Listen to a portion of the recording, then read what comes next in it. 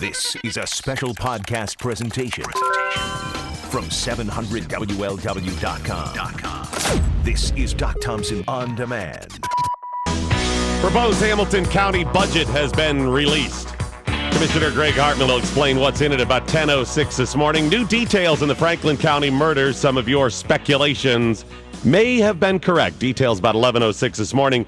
And Doc Thompson's money shot this morning at 11:10. Your opportunity, your chance to win $1,000 as I try to do my little part to help you out.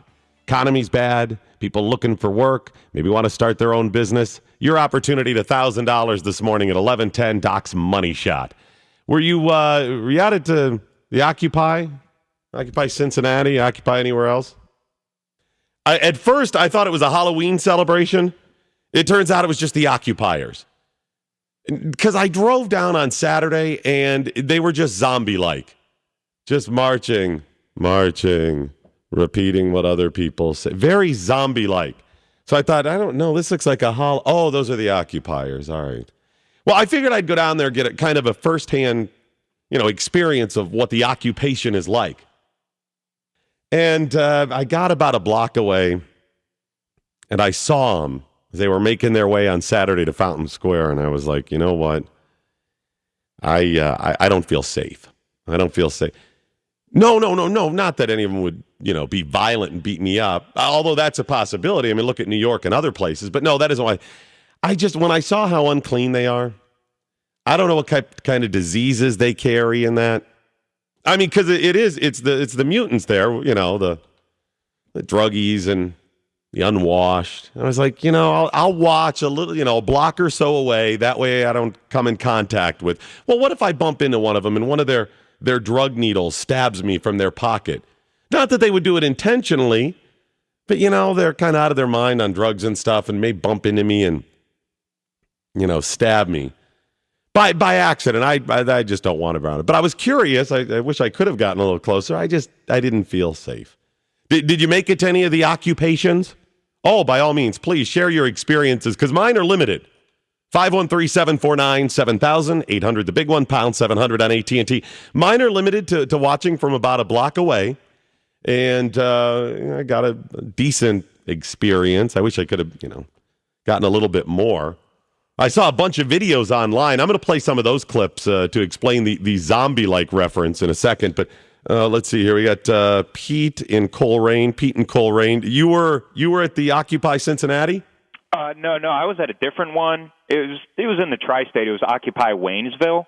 Oh, I knew they were doing Occupy Dayton, and since I didn't realize Waynesville had one. Yeah, just little Waynesville. I was surprised. There were a lot of people there, Doc. Well, they said hundreds for Cincinnati, so Waynesville couldn't have been more than like 40 or something. No, it was easily 1,000.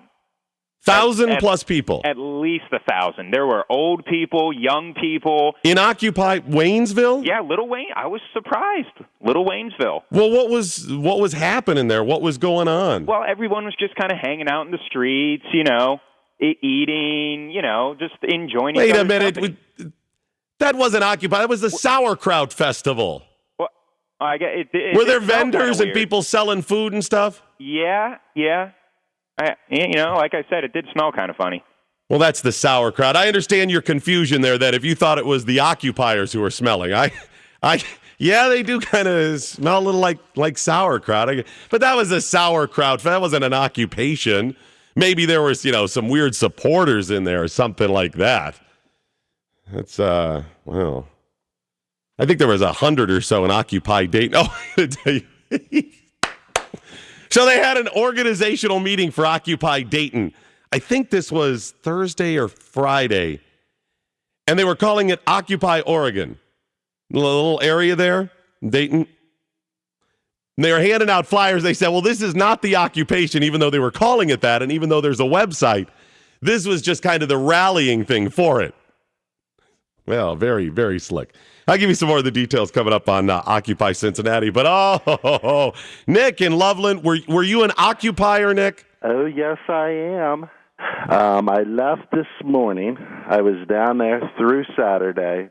Right in the thick of things? Yes, I'm fighting the fight. Okay, Doc? Okay, I'm fighting the fight. This is no joke. Okay? It's not about Occupy Cincinnati. It's about Occupy America. It's about taking our country back. Taking it back from who? Well, what's that? From whom? Taking it back from whom? Well, okay, this is the land of opportunity. Our opportunity has been stolen from us by a select few. When 80% of the wealth in this country is controlled by less than 20% of the population, we have a problem. When 1% of the wealth is controlled by 40%, or when 40% of the wealth is controlled by 1% of the population, we have a problem. Okay? We have a problem in this country. So what did you, was it like Vicks Vapo Rub? Because I know when people, coroners, when they have to do the autopsies, they put a little underneath their nose to keep them from, passing out because of the smell. Did you do that when you were amongst the great unwashed occupying Cincinnati? It's not about that. Okay, I haven't bathed in 4 days. Okay. You were out there for 4 days and you didn't bathe. I still have not. I'm heading back down there. What does Chad think about this? There's not a problem. He was with me. Okay, Doc, this movement is sweeping across America, okay? We're going to take back this country, okay? What the problem is in this country today, you want me to explain to you? Yes, please explain away. I'm fascinated. The modern-day CEOs today are the modern-day slave masters, okay? Slave masters modern-day slave masters where they use the almighty dollar as their bullwhip. Okay, they're the ones controlling this country. You mean by creating jobs and paying people jobs that people don't have to do? They're slave masters. They're the ones cutting jobs. They're the ones cutting pay. Okay, where people with a college degree come out of college. There's kids that are in college today that are hanging their heads, wondering whether they're even going to be able to pay the tuition. Nick. I thought you were an environmentalist. Yes. How is thousands of people in these different parks and whatever throwing their trash all over, urinating, pooping, whatever? How's that good for the environment? It's not like that. You said you hadn't shaved or showered in 4+ days. I haven't been home. Okay, I haven't been home. Well, I guess you're saving water. That's probably a good thing. But Doc, I'm surprised that you didn't come and join us on Saturday. I tried to. I was just so afraid I was going to catch a disease, Nick. Okay, this is no joke. We are taking our country back, the country that we love, that was stolen from us. Okay, we have a disparity stolen from by the corporations and the robber barons and capitalism. Exactly. I have a problem with capitalism. You know what my problem with capitalism is? What's that? It's created the inequalities that we have today. The inequalities that we have today. We live in a democracy, which is supposed to create. Do you have a job? Equality. Do you have a job, Nick? Yes, I do.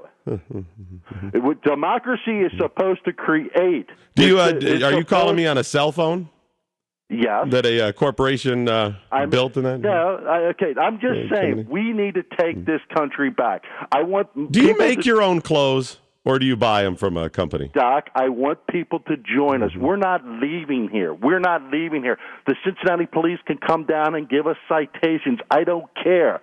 They're going to. Do you grow your own food and make your own soap? It just shows you what being poor in this country is. Is it a crime to be poor in this country today? No, absolutely not. It's a crime to steal it from somebody else when you're poor or rich or whatever. My opportunity and thousands and millions of others across this country, their opportunity has been stolen from them.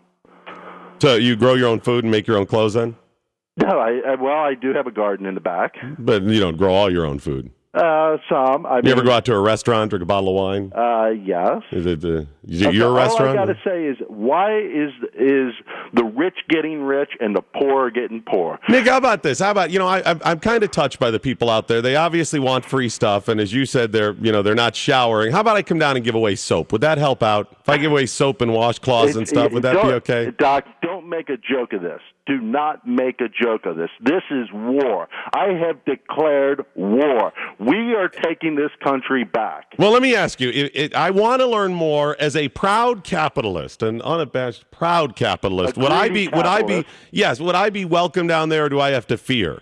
There's nothing to fear. I'm trying to educate people. I have tried to educate people throughout this country for the last 10 years. Where'd you go to the bathroom when you were occupying down there? Many of these inequalities were created by George Bush. Where did you go to the bathroom when you were down there? You're out there for 4 days. You're not showering, so you had limited nearby restaurants that we used. So you use restaurants, capital restaurants. Capitalism. Okay. I don't see what you're trying to make this into a joke. We're out there fighting for every American. This isn't about Occupy Cincinnati. So wait a minute, is Brad really wanting to get up next to you and you're all stanky? Doc, this is about Occupy America. We're taking our country back. We are taking our country back. So are you one of the ones that slept out there last night? Did you get a citation? Yes. You were one of the 22. Is it a crime to be poor in this country today? No, and Nick, I will say this: I applaud your passion and willingness to put yourself out there and speak out. I think that is a great thing. I think you're misguided in the rest and why you're out there. Misguided? How am I? Well, I think you're misguided because capitalism is a good thing. It has provided more wealth for more people and more opportunities, and we've been taught, and I think you recognize that if you went to school, that socialism doesn't work. Oh, I'm not a socialist.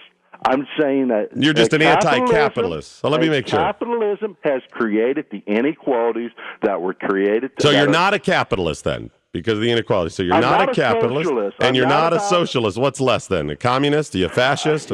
Marxist? What are you? Okay, I'm not a communist. Okay, all I'm saying is we need a new form of capitalism where everybody has a share in the stake of when we. Oh, okay. So a new form of capitalism where everybody is even. That's socialism, Nick. It's not social. I'm not a socialist. I'm not a communist. Okay. All right, well, the problem is today our founding fathers. This is a democracy that we live in today. So are you going to be out there tomorrow? Doc, the capitalism that we have today, it creates the inequalities, okay? That's the problem that I have. Are you going to be out there tomorrow, this weekend? When's the next march? I'm going to be out here until, it might be 2 weeks from now, and I'll be out here. Well, I do applaud your passion, Nick. I applaud that you're speaking your mind. I think that's a really good thing, and you're willing, not like the other hundreds that were down there that were only down there for the day. You stayed there all night. I applaud you for that. Well, I really do. I appreciate it. I would love. You know what? Why don't you come down? I'm thinking here's what I'm going to do, Nick. I'm going to come down. I'll set it up with you ahead of time, and I appreciate you calling. I'll come down. I'm going to bring some washcloths for you, some wet naps, some soap. Some deodorant and stuff like that. I think that'd be a good thing for you. I'll see if I can make it down there to educate myself. They'll get some more calls of other people who are part of the occupation or witnessed it next on the big one, 700 WLW. Mo's going to give you his opinion on the now 3-2 Bengals. Wow, 3-2.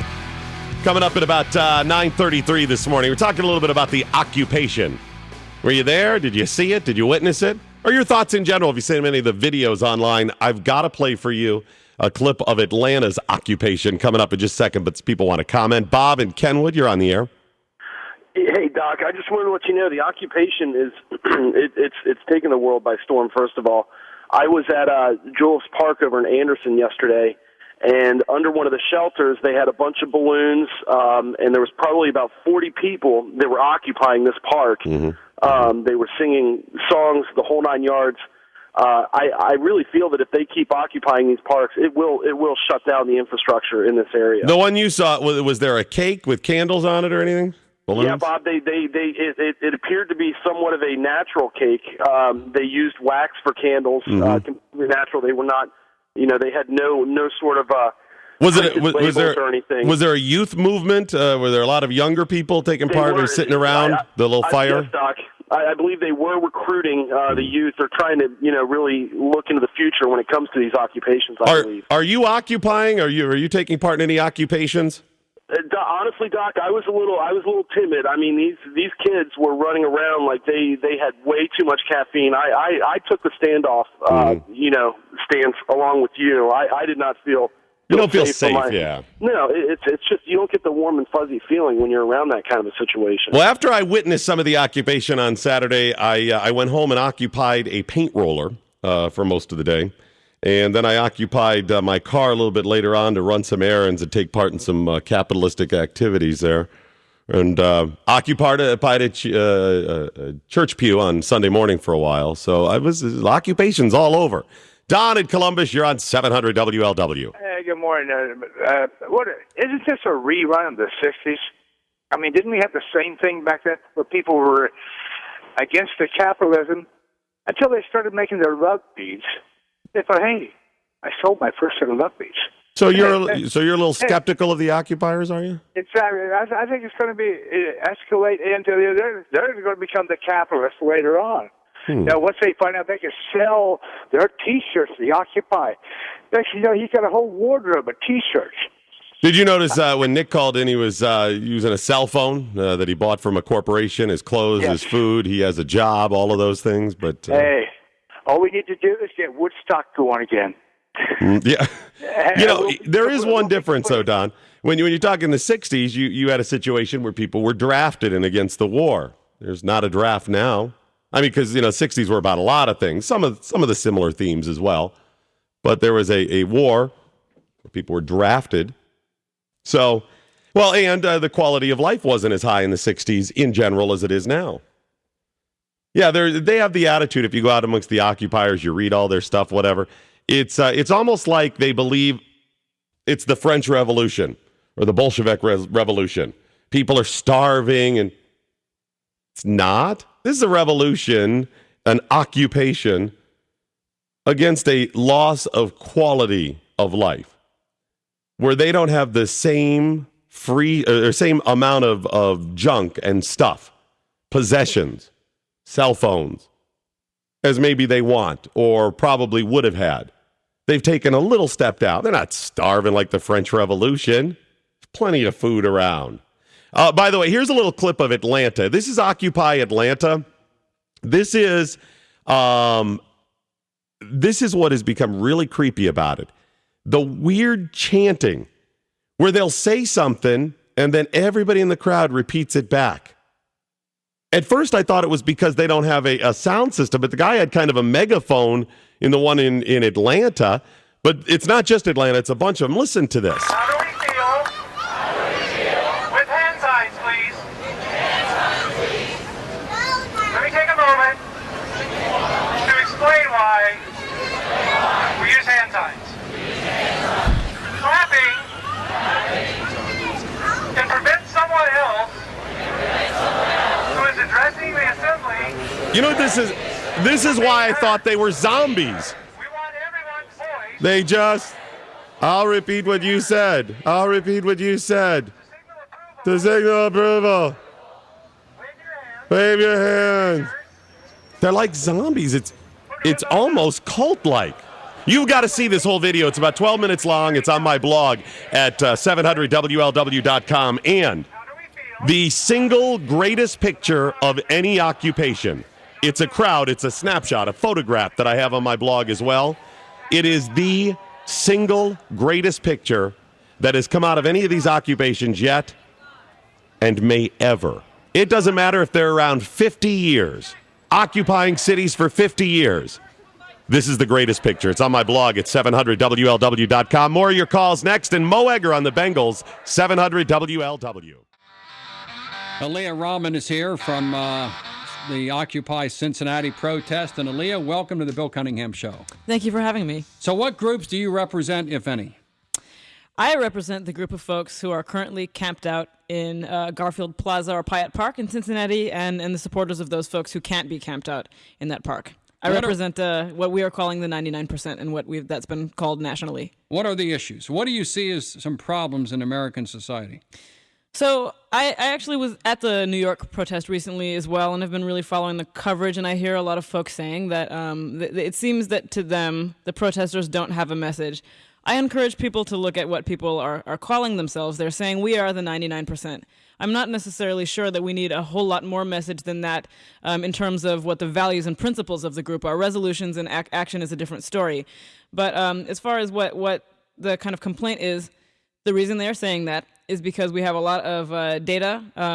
This is really not something that anyone on any side has disputed, to say that the top 1% of our country controls 40% of our wealth. And if you want to break down income and values of other things that they own, those numbers are staggering in all of those dimensions. So basically, the claims of this group are that that's not right. We shouldn't have that kind of wealth disparity in this country. We should not have 1% of the country increasingly controlling more and more of the wealth, which is also a trend we see. People like Steve Jobs, people like Bill Gates, Warren Buffett, individuals who begin with literally nothing. Steve Jobs was an adopted kid and had nothing, grew up, founded a company, Apple.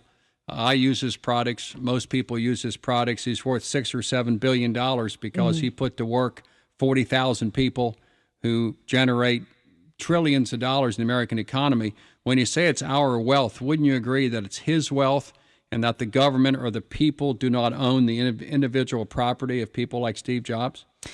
So I think there's a couple of elements. There's two things I would say in response to that. One is that I think that rags to riches story is not true of most of the very, very, very wealthy people in the United States. I think that the other issue is what is being done with that wealth and with those positions of wealth. So are these folks creating jobs in the United States? Are those folks pushing for policy that helps folks who are asking for something I think is quite simple? I think many of us are asking for the chance to go to work, have an honest day's work, come home, be able to feed ourselves, our families, and work towards good communities. Didn't Steve Jobs do that? I don't really, to be honest, I own nothing that has an Apple on it and know not all that much about Mr. Jobs' life.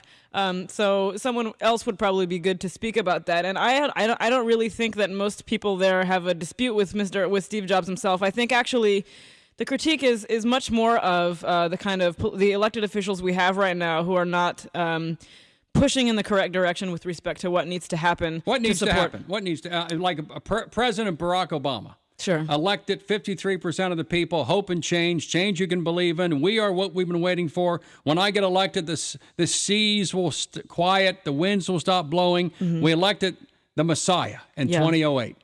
And he continued the war policy in Iraq and Afghanistan. He continued rendition. He continued Gitmo. He signed on to the extension of the Bush tax cuts. This was hope and change. And from my way of thinking, the top 1% of Americans make 25% of the money.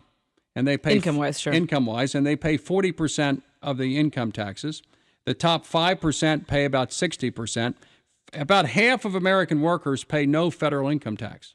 In fact, the top 50% pay 98% of the taxes. So we have a system which is very progressive, and that most high-income Americans pay about half what they make in taxes. And we have a federal government that wastes at least $100 billion a year in tax dollars. We can't locate where it is. Waste, fraud, and abuse in Iraq, Afghanistan, Medicare, Medicaid. Had a person call earlier, and that we have women and men working as grocery checkout counters with all the food stamps being handed out and all the Medicare and Medicaid handed out and all the unemployment being handed out, that the workers in line live not as well as the woman with 2 or 3 carts of free food with the steaks and the food, and they can't pay it. We have an hourglass society where the top do well because they're bright, they take risks, they're very intelligent, and they're motivated. And we have the bottom with people on food stamps and Section 8 housing and illegal immigration in this country. And we have the hourglass in the middle being squeezed, the middle class, who aren't rich and they're not poor. They can't send their kids to college because they don't qualify. And kids come out of college owing $100,000, and they have no way to pay it back. They can't find work. And so the last thing we need to do is to go after the achievers and the producers, the 7 million people in this country that create most of the jobs, and tell that group of people who already pay most of the taxes that we're going to take more money away from you and ship it to Washington that's going to waste more than $100 billion a year. Is that true?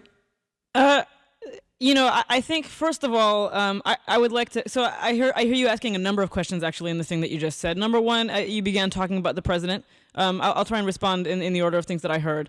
So the first, I actually think I'm going to do the pivot here and say that when we talk about putting pressure on elected officials, when we talk about expectations we have for them, I think that we are being myopic if we are thinking only about the president. I think that right now there are a great many serious decisions that need to be made around the super committee, for example, and the president is not the one who is solely responsible for that happening. For example, Rob Portman right here in Cincinnati. Okay, so we have one of the very few who's on that committee who will be doing some important work around what's going to happen financially, right? So I think that what we see with this movement of people coming together. And I also want to say, I have never spent so much time trying to get along in a small amount of space with people who are very much not like me politically. Okay, so ideologically, there are a lot of very, very, very different people sitting in this park. They're all over the lot, from left to right. Oh man, yes. They're everywhere. Yeah, and nothing illustrates that better than so one of the things that you see happening in the park, which also have been happening at the other sort of Occupy events around the country, is that is these things that they're calling general assemblies. Interesting. It's kind of an underreported portion of this protest, but periodically the group gets together and they have a Robert's Rules mediated meeting about long-term things, about mission, and about how some of the nitty-gritty about how we're actually going to sort of like live in this small space together. You know, so who do they represent? We have elections. Mm-hmm. In fact, in the last election, 125 million Americans voted. Mm-hmm. A lot of people. Yeah, that's not a little gathering at Lytle Park. Well, these people are not trying to represent the whole population. They represent themselves. They're and there's some things that group needs to get done. You know, so like for example, how we're going to handle whether we have smoking zones or not, or you know how we're going to handle trash is something that group needs to decide. It probably doesn't really matter to the person down the street. So, and when that group is coming together to think about what the kind of demands or missions are. That's not the group saying we are deciding policy. It's responding to folks saying, "What are you guys about?" And so they're trying to tell me what you want, because we have an American society that is a little bit broken. I think government is corrupt. We would agree. The same number of people are working in the year 2011 as were working in the year 2000. We've gone 11 years through Democrats and Republicans without job growth, without the middle class getting squeezed, and they're not squeezed because successful Americans are taking their money. They're squeezed because the tax system is corrupt, government is corrupt, and the people at the top are the good people. They're the ones who generally started with little, and by education and risk, they put lots of people to work. I think I do think that makes some assumptions. I don't actually think that it's acceptable for us to assume that if someone is rich, it's because they are good and they have done hard work. I know a great many people who have wonderful character and are struggling a lot. And I also think that one of the reasons that people are wealthy often has to do with all sorts of structural things and where they're born, and we cannot make the assumption that it is only because of hard work, ingenuity, and things that people are on the top. There are you a great many other things. You want to take more of their property? In other words, that group already disproportionately pays. You want to take more? Actually, I'm glad you asked that question because I actually think so. This has been framed in a lot of ways in terms of like class warfare and the sort of like we just want to take your stuff kind of stuff. And I actually think this is the wrong conversation to have. I think that we need to talk about what are people's basic needs, and are they being met so that they can be productive members of society, so that they can be happy, so that we can live in a community that is about connecting with other people. Who's going to pay for that? Well, I think that we have a lot of things to figure out about that. But I do think that the general kind of agreement, actually, let me say, I can't actually speak for what the sort of very specific positions of the people in that park are with respect to policy. I can say that we did have a general discussion yesterday about how we're going to come up with that platform, and that a starting point was, okay, we move to policies at some point, but what are our kind of guiding principles? We have two of those right now. What are they? One of them is that we believe that there are some things that should belong to the public. Which is? One of them is space, which is the reason that some of us were in Fountain Square and the reason that we are in Garfield Park, because I think that one thing that is true is that in Cincinnati over the years we have seen a trend towards things that used to be managed by city governments and so on being turned over to the management of, say, 3CDC and other groups like that. And we feel like one of the realities is we actually don't have a lot of public spaces in which to congregate right now and be able to be there. And if you want to have a functioning democracy where people can, communicate with each other, different kinds of people can do that in a safe, legal way, we need public spaces. There are a number of things that we believe should remain public. So that's one principle. And we feel that there has been a lot in the last 30 years. So not just 2000 to 2011, but 30, 35 years, that sort of time frame. Public space. You need for public, like in a commune way to be. Just to go and be there. To be able to congregate legally and not have to pay a whole bunch of money to be there. So and what do you do when you're being? When you're there, what do you do? I think that you see that actually. If I really do invite people to, no matter how you feel about what's going down there, I invite folks to go and witness some of the general assemblies, for example. You see people who really don't agree with each other on a lot of things trying to discuss things in civil ways. Leah, we have a General Assembly in Columbus where 3 million Ohioans. Yes. Not 100 or 200. Yeah. 3 million people. Yes. Went and voted after thinking about who their General Assembly would be, and they put them there. 3 million. I love that you're bringing up this point also. Yeah. So it's true, isn't it? Yeah, it is it's true. It's called the General Assembly, yes. and 3 million Ohioans said, we want you to absolutely. represent us. I think that, let me respond to something that I think that I see going on in that park that I didn't realize before I was there. I think, so one of the things about what they're calling those General Assemblies in those parks is that they are long. I mean, sometimes I'm like, my goodness, we have been talking about this for a while, but I think that we have a great many people who feel very disconnected from the processes of democracy, and I think that there are some folks who are there just to do democracy and kind of see what that feels like, to do more than just vote. What does it feel like to be in a discussion with someone and try and resolve things with folks, not just entrusting public officials who many of these folks don't trust, because as you're saying, they believe that government is broken. Not that it can't be fixed. I think many people have great faith that we can fix things, but we do feel at this moment that there are folks who have hijacked government and made a mockery of democracy. Do you think the 3 million Ohioans who put the General Assembly in Columbus and in Frankfurt and Indianapolis, those in the tri-state, sure, really up to 10 million people voted, that they're somehow wrong? No, absolutely not. I am not saying that. I'm saying that I think one of the things that is attracting people to this space is the experience of what it actually feels like for them to dialogue with people who, a lot of the people who are there are unemployed, are people who work the kinds of jobs where they don't get a lot of say or respect.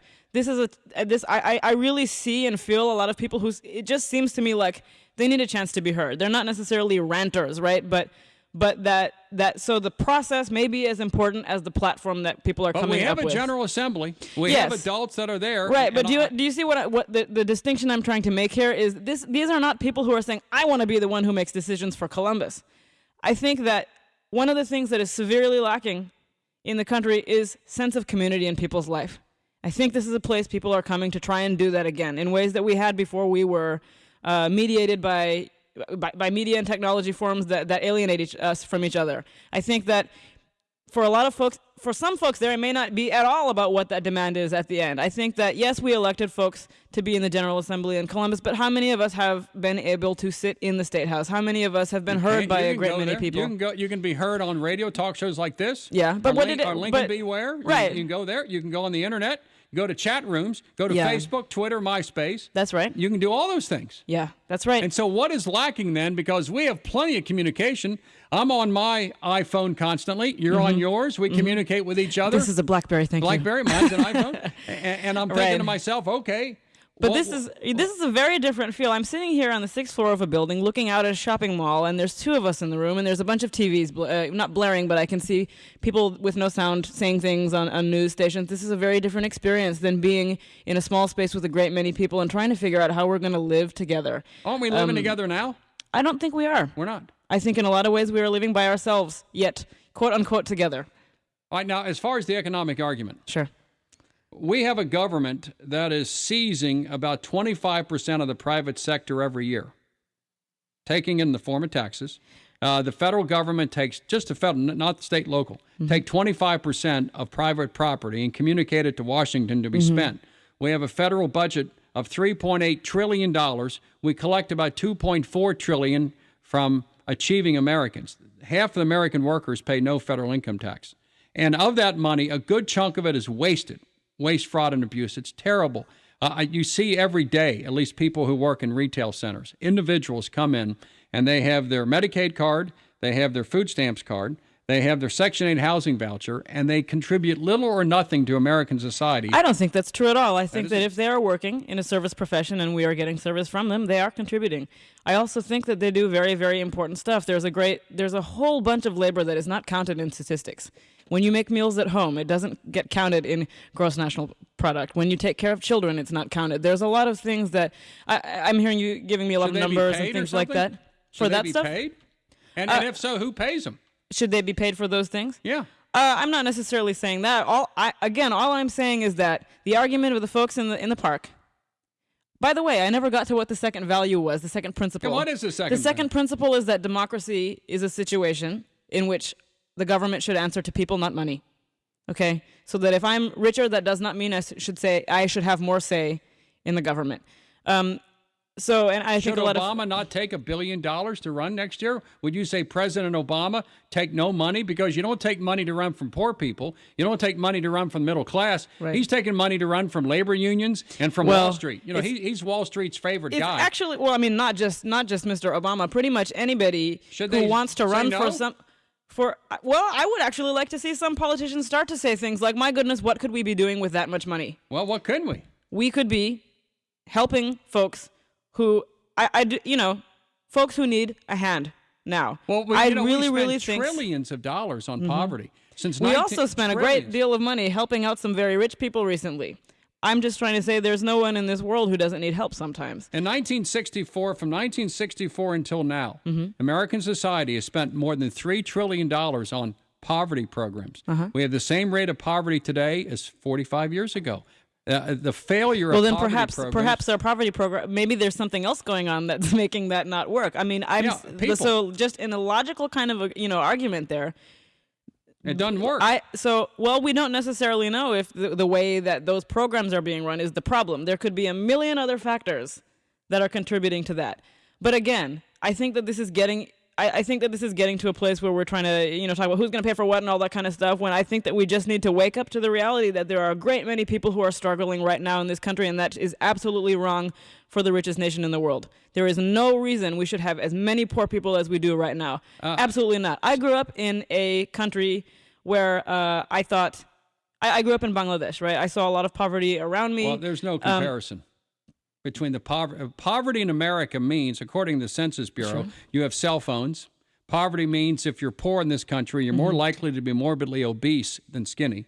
Which is a health condition. It does not mean that you're prosperous. Much. It means you have a car. It doesn't mean they eat too much. It means that they have cheap food available to them, right? It's your choice to eat what you want to eat. I don't know about that. Poverty in America means cell phones, automobiles, Section 8 housing, and food stamps. Poverty means Medicaid cards when you go to any hospital and you get medical care.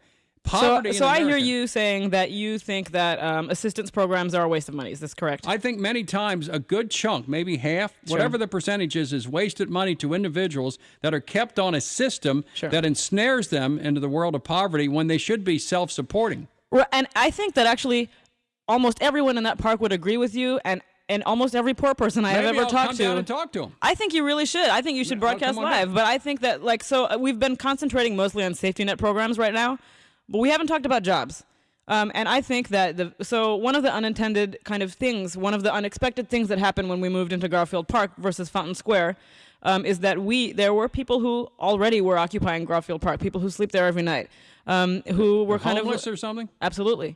Folks who were like, hey, if you guys are arguing for poor people's rights, why not talk to us? So we've had a lot of conversations. We have Section 8 housing vouchers. We have public housing. I would like to finish this thing I'm saying about jobs. So now what I'm trying to say is we've had a lot of conversations with those folk, and throughout our lives we talk to poor people, and I really don't think that most poor people would rather be on assistance than have a job. A good chunk of them would. How do you know that? Because I think you're making some assumptions. Friends and family members that have 2 kids out of wedlock. She has a Medicaid card, disability income, Section 8 housing, and food stamps. Okay. The last thing she wants to do is go to work. All right, joining me is one of the organizers of Occupy Cincinnati for another 5 or 6 minutes. Then I'm going to go to the segment and we had a rather spirited discussion off the air. And what I see is that if an evil banker or a rich American is paid a $10 million bonus because he produced so much wealth for his company that created so many other jobs, and the government takes more than half of that money in the form of taxes, 35% is the top federal rate, 8% in New York City income tax, 10% state of New York, 55% or more.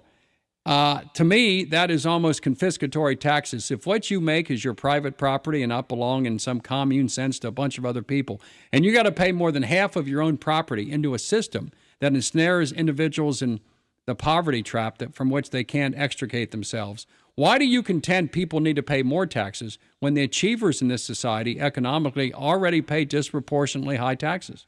So the phrase people need to pay more taxes, I think is something we need to think about, because often in the conversation where we say let's raise taxes, that is a simplistic blanket sort of statement, right? And it's not really about people need to pay more taxes, but what kinds of things are taxed, at what level are they taxed, and which people are doing the paying of those taxes. And I really think that an educated public that's getting serious about how we're going to deal with wealth disparity needs to have a much more complex conversation about that. I also was not the first person in this room to say this thing about raising taxes on anyone or the rich, including the rich. I think that the conversation need not get stuck on that. What is the solution? Is it to raise taxes or get more people off the government bottle so they work for themselves? Well, I think the first step is to not make assumptions about people being on the government bottle. I also think that we need to be very honest about one thing. If someone has gotten that much wealth, but how? They drove on roads that the public paid for. They employed workers that the public paid to educate.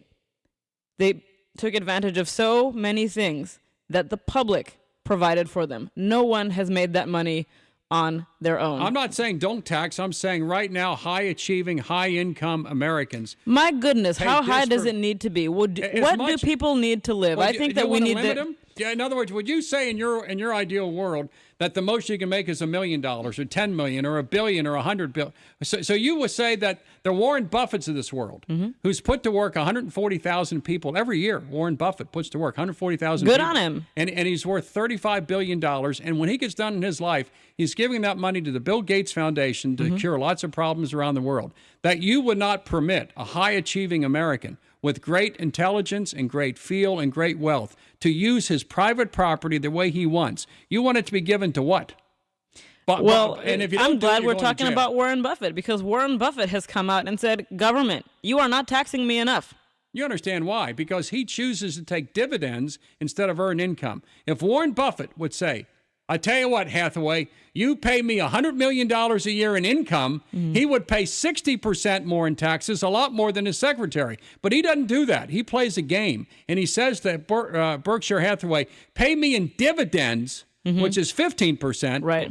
And don't pay me. Right. He can decide to pay more taxes. So I'm glad that you're mentioning things like that, right? Because one of the realities about what folks, for example, on the super committee are talking about when people are saying, hey, we need to think about reorienting ourselves from thinking about, oh my gosh, it's a budget crisis, to thinking about it as a revenue crisis. And what does that mean? What are some actual specific new ways that we could generate revenue? And one of the things they've talked about is look at all the forms of wealth that we are not taxing, right? There's only a certain kind of thing that we do tax, and there's all this other stuff that we're not even looking at, and we should have a conversation about whether that stuff needs to be taxed also. We have that all the time. I don't think that's true. How many people listening to me right now know about all of the specific options that are available to us and are being talked about?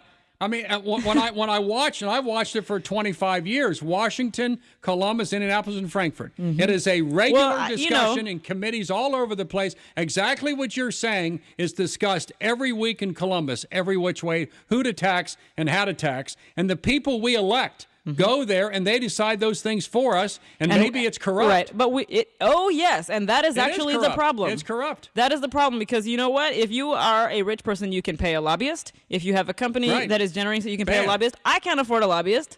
Then many get people rich. can't. Get rich. I don't want to be rich. I don't need any more money than I have right now. I live just fine. Okay? And I actually think that's a real conversation that we need to have. We do.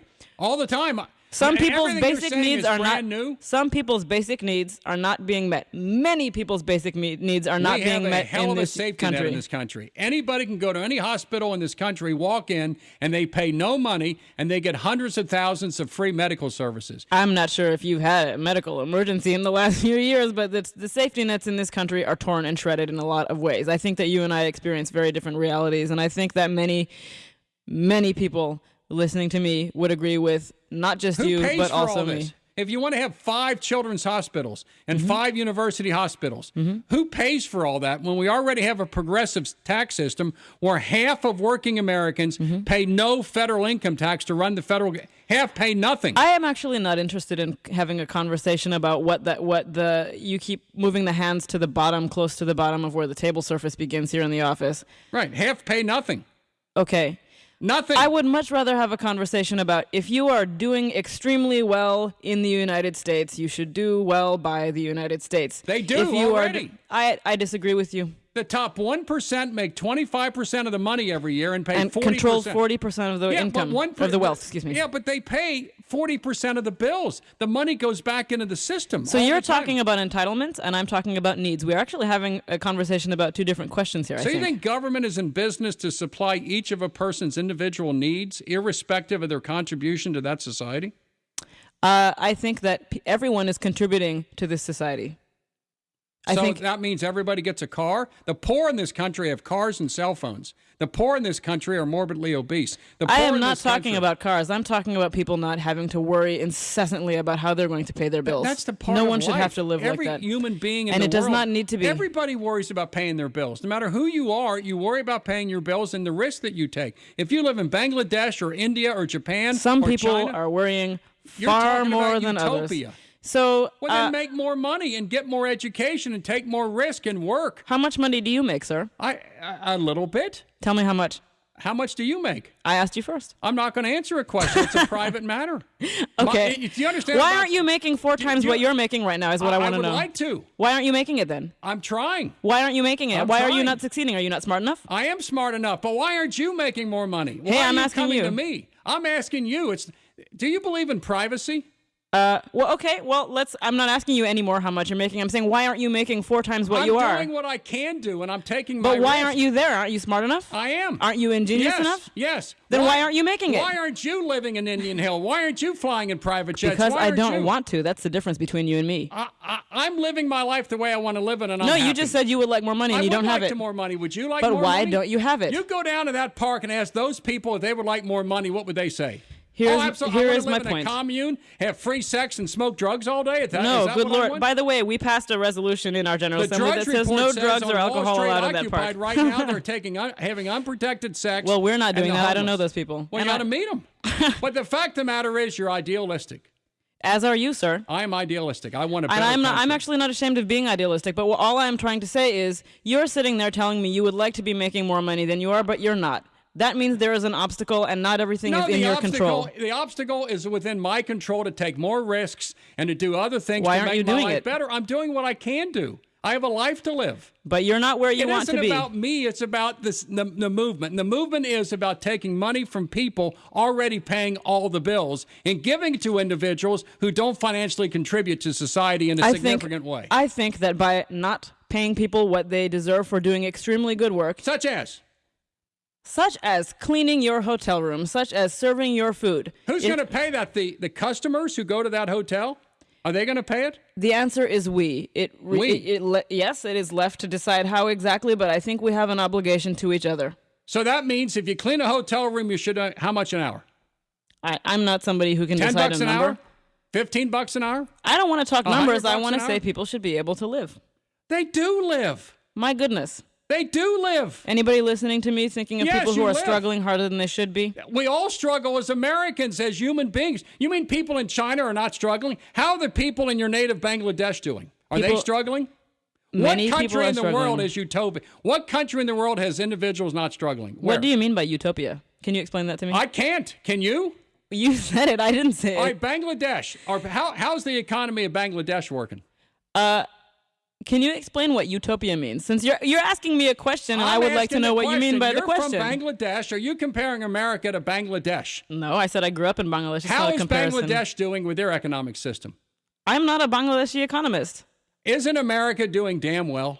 No, I think that if we have this many poor people in the richest country in the world, we have some things that we need to work on. Poverty in America is defined differently than Bangladesh or I'm not India talking or about China Bangladesh. or Africa or many Asian countries. Poverty in America means cell phones, cars, and food. That's poverty in this country. Most poor people have cell phones and cars and air conditioners, and they have 1,400 square feet to live in, and they have HD TVs. That's poverty in America. That's poor. False. I don't agree with you. Really? The U.S. Census Bureau disagrees. Have you done the research? No, I know exactly what you're referring to, but I think that we have a quality of life situation in the United States. It's pretty good. No, I think not there good. are a great many people who are struggling. Well, if you don't like it, go back to Bangladesh. I'm an American citizen, sir. Oh, but you said and you were always born have... in Bangladesh. No, I did not. Where I say would I you grew like up to there. live? What country in the world would you rather live in other than this one? I don't want to live anywhere else. Now let's keep this country the greatest country in the world by not taxing overachievers who already pay most of the bills, and tell people that don't work it might be good to get a job. So I think the most important thing going on in this conversation is that you are telling me that we don't have people who have a quality of life. We do have quality of life, but we can never solve that. That's the human condition of struggle. Whether it was 100,000 years ago or 100,000 years from now, it's up to each individual for their quality of life. Struggle is not the same for all folks. I think that there are some things that are good for us, good kinds of struggle, right? Like things that push me to learn more, to things like that. Struggling, I shouldn't have to be working 3 jobs or 2 jobs or even 1 job and wondering if I can feed myself tomorrow if I'm working hours and I'm contributing. Well, we got to run. What is your website, if any? We'll do it again. Do you have a website or somewhere you can direct people? So the best place to follow what's going on in Garfield Park is either through occupycincy.org, or if you use Twitter, that's actually the kind of most up-to-date thing. The hashtag is Occupy Cincy again. All right, we'll do it again. Mm-hmm. I'm not saying your first name. Is it Aliyah? Aliyah. Aliyah? Yes. Raman.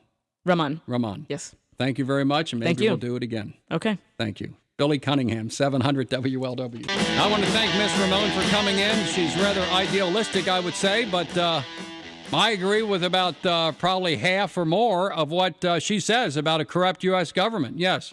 The remedy, though, is not to take more taxes from Americans who work. The remedy is to change the competency of government at every level, to lower the cost of government, and to incentivize people to work. And but she's a nice lady, and we may have that discussion again. Plus, Jack Crumley and Jeff Henderson has some rather troubling information about that 14-year-old boy in Fairfield coming up next at the home of the Reds, 700 WLW.